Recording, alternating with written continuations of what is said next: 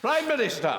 A return to normal life. That's what British Prime Minister Boris Johnson promised in Parliament today. We will remove all remaining domestic restrictions in law. In this London restaurant, mixed feelings on what the PM is serving up. I can't tell you how much I'm happy. I'm so glad I finished all of the restrictions. It's a big worry, but obviously we do have to go back to normal at some point. But yeah, I don't think it's right. The biggest concern for vulnerable people like Shani Donda is that infected people will no longer be legally required to self-isolate. As a disabled person, throughout this pandemic, I've just continually felt that my life doesn't matter.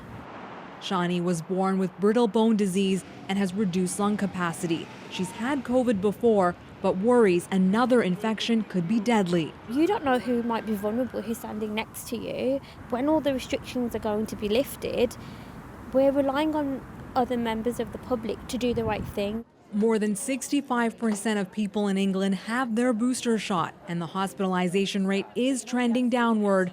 But some medical experts urge caution. So the idea that it's innocuous and we can just treat it like a cold, it's a bit premature for that. I'm concerned that we'll end up with a variant that will be able to put more people in hospital, maybe more transmissible. The PM is pressing ahead. This virus is not going away, but it is the day when all the efforts of the last 2 years finally enabled us to protect ourselves whilst restoring our liberties in full.